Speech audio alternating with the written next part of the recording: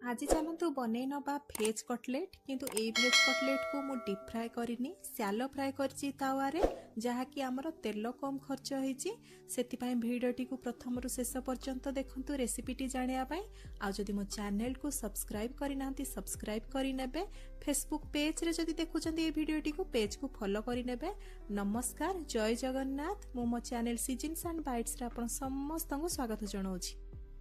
भेज कटलेट बनवाई देखु प्रथम आम भेजिटेबल को सब सैलो फ्राए करनबा से देखु गैस उपर मुझे गोटे पैन चढ़ी देइछि आउ ता उपरे मु देई देइछि 2 बड़ चामच रिफाइन तेल को तेल गरम हो गला परे हाफ छोट चामच जीरा को मु भल भाव फुटे नहीं जीरा फुटे सारा पर मुझे 2टी बड़ साइज रो पियाज को टिक टिक करके काटी नहीं ताकू भल भाव भाजी नबा। पियाज को स्लाइड नरम हवा पर्यंत ही आमे भाजीबा ताकू पूरा गोल्डन ब्राउन जेमिति कि हमर कोनोसी ग्रेवी किबा तरकारी करंती सेमिति करिबा नाही। देखंतु एठी हमर पियाज रो टिके कलर चेंज हे गला माने नरम हे गला सेति पई मु एथिरे पकेइ नउजी 2 छोट चामच अदा रसुण पेस्ट को पकेइ दे कि आमे टिके समय कसी नबा जेमिति कि सेइथिरु तेल अलगा हेइ जिवो सेति पई एठी मु किछि समय या को कसी नउजी। देखंतु एठी हमर अदा रसुण पेस्ट रु तेल अलगा हो गलानी भल से कसी हो गलानी सेति पई मु एठी पकेइ नेछि प्रथमे फूलकोबी जहा को मु फाइनली चॉप करि देछि ता सहित अल्प किछि गाजर को पकेइ नेछि ताकू मध्य मु एठी चॉप करि नेछि। एबे पकेइ नबा सेथिरे अल्प किछि बीटरूट जहा कि हमर नेचुरल गोटे कलर ऐड करिवो।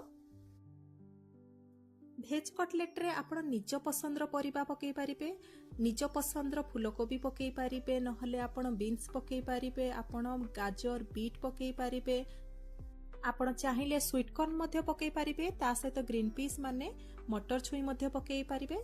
देखंतु एठी मु एबे स्वाद अनुसार लूण ऐड करि देइछि।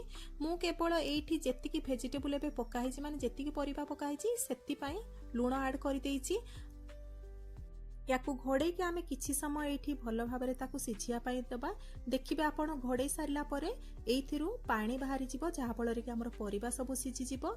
आ गोटे जिंस आपण भल भाबरे मने रखिथिबे जे जो परिबा गुडा को टाण प्रथमे पकेइ नेबे सेति पई देखंतु मु एठी एबे कैप्सिकम पकोउची। आगरु कैप्सिकम पकेइ नथली कारण कैप्सिकम हमर शीघ्र सिझि जाय। जो भी परिबा पकांतु किंतु टाण परिया को प्रथमे पकेइ नैथिबे जेमिति कि टाण परिबा हमर शेष आड़ को सिझिला बेलु को आपण नरम परिबा सेतळु को पकेइ नेबे। देखंतु एठी मु पकेइ नै जे अल्प किछि कट्टा होइतिबा कंचा लंका को आ ताकू मध्ये एमानक सहित सब मिक्स करि नैछि। देखंतु एठी हमर परिबा धीरे धीरे भल भाबरे सिझि गलानी जेहेतु साइज रे छोट करि देइथिले ता सहित आमे याको घोड़ेई देइथिले सेति पई ये सब सिझि गलानी। एबे घरोई गुंड मसला सब पकेइ नबा। घरोई गुंड मसला रे मु एठी पकेइ नै जे हाफ छोट चामच हळदी गुंड, गोटे छोट चामच एठी लंका गुंड पकेइ नै जे आ गोटे छोट चामच धनिया गुंड, ता सहित पकेइ नै जे एठी गोटे छोट चामच मु जीरा पाउडर पकेइ नै छी, ता सहित मु 2 छोट चामच एठी चाट मसला पकेइ देइछि। आपनक पाखरे जदि चाट मसला नाही ताहले आपण आमचूर पाउडर मध्ये पकेइ पारिबे। ए सब जिनिस को पकेइ के आमे भल भाबरे ताकू मिक्स करि नबा। भल भाबरे मिक्स करि साला परे आमे आगरु सिझे रखितिबा एथिरे सिझा आलू पकेइबा। सिझा आलू मु एठी 5टी सिझा आलू पकेइछि आ ताकू मु प्रेशर कुकर रे प्रथमे भल भाबरे सिझेइ देइथिली। आलू को भल भाबरे सिझेइ देइ कि मु एठी देखंतु हाथ द्वारा ताकू चकटी देइथिली। आ एबे आमे एथिरे याकू पकेइ नबा आ ताकू भल भाबरे मिक्स करि नबा। मु एठी 5टी सिझा आलू को व्यवहार करिछि। आपण निज इच्छा मुताबिक आपण आलू नेबे आ एठी भल भाबरे ताकू जेमिति कि मिक्स करि नेबे। आ मने रखिथिबे आलू रे एक्स्ट्रा पानी रखिबे नाही। जदि भी किछि पानी रहिला ताकू सिम करके गैस फ्लेम को ताकू सब पानी मारी नेबे। एबे देखंतु जेहेतु मु आलू पकेइली सेति पई आलू रो क्वांटिटी अनुसार मु एठी लूण ऐड करि देइछि। आ मने रखिथिबे आमे आगरु लूण ऐड करथिले तो सेही अनुसार आपण लूण ऐड करिवे आ ताकू भल भाबरे एबे आमे मिक्स करि नबा। एठी आपण देखि पारिबे हमर बीट रो गोटे नेचुरल कलर पाई ये केते सुंदर देखा जाउची। एबे शेषरे आमे कट्टा होइतिबा धनिया पत्र को पकेइ नबा। आ एठी आपण नोटिस करि पारुथिबे जे एथिरे बिल्कुल भी आ पानी नाही। धनिया पत्र पकेइ दे कि आमे भल भाबरे ताकू मिक्स करि दबा। एठी गैस फ्लेम को बंद करि दबा आ ताकू ठंडा हबा पाई छाडी दबा। ठंडा हो सारा पर आम ताकू सेप देवाई चेष्टा करबा कटलेट रो। देखंतु एठी हमर ठंडा हो सारानी। एबे मु ताकू हाथ सहाय्य रे कटलेट रो सेप दउची। आ आपण एठी नीचे देखि पारुथिबे हाथ रे बिल्कुल भी किछि लागु नाही।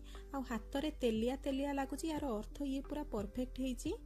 ଏବେ ଚାଲନ୍ତୁ ତାର କୋଟିଂ ପ୍ରସ୍ତୁତ କରିନେବା। ସେଥିପାଇଁ ମୁଁ ନେଇଛି 1 କପ୍ ମଇଦା ଆଉ ସେଥିରେ ଆମେ ମିଶେଇ ନେବା ତାର ହାଫ୍ ପରିମାଣର ପାଣି, ତାର ଗୋଟେ ସ୍ଲରି ବନେଇ ନେବା। ଆଉ ଗୋଟେ ଜାଗାରେ ମୁଁ ନେଇଯାଇଛି ସୁଜି। ଆପଣ ସୁଜି ବଦଳରେ ବ୍ରେଡ୍ କ୍ରମ୍ପ ମଧ୍ୟ ନେଇପାରିବେ। ଆପଣ ସୁଜିରେ ବି ନେଲେ ଚଳିବ, ବ୍ରେଡ୍ କ୍ରମ୍ପରେ ବି ନେଲେ ଚଳିବ। ତ ଦେଖନ୍ତୁ ଏଇଠି ମୁଁ ପ୍ରଥମେ ଆଗ ଟିକି କରିଦେଲି, ମାନେ କଟଲେଟ୍ ଗୁଡ଼ାକ ସବୁ ବନେଇଦେଲି। ତାପରେ ତାକୁ ଡାହାଣ ହାତରେ ମୋର ତାକୁ ପୁରା ମଇଦା ଘୋଳରେ ଡିପ୍ କରିଦେଲି, ଆଉ ବାଁ ହାତରେ ମୁଁ ଏଇଠି ସୁଜିରେ ଏଥିରେ ତାକୁ କଟିଂ ଦଉଛି। ଆପଣ ଦିଟା ହାତ ଲଗେଇବେ, ଗୋଟିଏ ହାତରେ ବିଲକୁଲ ବି କରିବେ ନାହିଁ, ଇଏ ଭଲ ହବନି।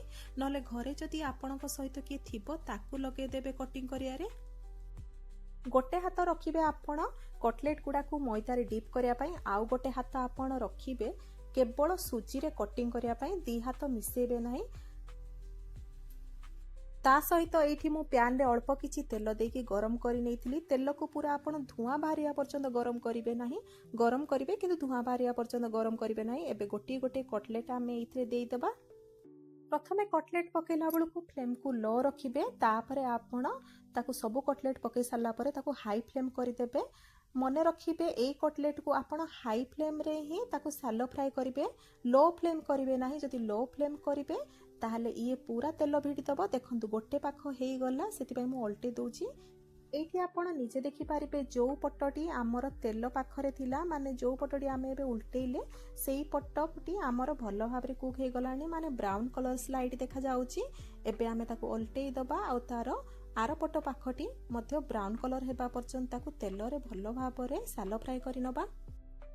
ଏଇଠି ଆପଣ ଆଉ ଗୋଟେ ଜିନିଷ ଦେଖିପାରୁଥିବେ, ଆମର ଭେଜ୍ କଟଲେଟ୍ ଗୁଡ଼ାକର ଗୋଟେ ନ୍ୟାଚୁରାଲ୍ କଲର୍ ଆସିଯାଇଛି ବିଟ୍ ପାଇଁ, ଆଉ କେତେ ସୁନ୍ଦର ଦେଖାଯାଉଛି ଇଏ।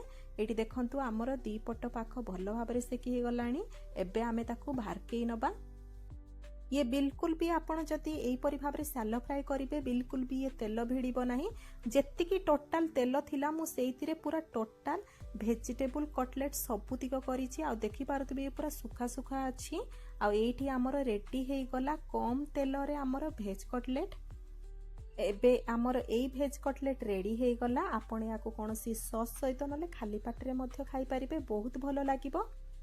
ଏଇଠି ମୁଁ ଆପଣଙ୍କୁ ଗୋଟେ ଭାଙ୍ଗିକି ଦେଖେଇବି, ଇଏ ପୁରା ଭିତରଟି କୁକ୍ ହେଇଛି, ତା ସହିତ ବାହାରଟି ପୁରା କ୍ରିସ୍ପି ହେଇଛି ଆଉ ବହୁତ ସୁନ୍ଦର ଦେଖାଯାଉଛି। ତାହେଲେ ଭିଡ଼ିଓଟିକୁ ତ ସମ୍ପୂର୍ଣ୍ଣ ଆପଣ ଦେଖିଲେ, ତାହେଲେ ଏଇ ରେସିପିଟି ନିହାତି ଘରେ ବନାନ୍ତୁ, ଆଉ ମୋତେ କମେଣ୍ଟ ମାଧ୍ୟମରେ ଜଣାନ୍ତୁ କେମିତି ଲାଗିଲା ଏଇ ରେସିପିଟି ଖାଇକି ଆପଣଙ୍କୁ।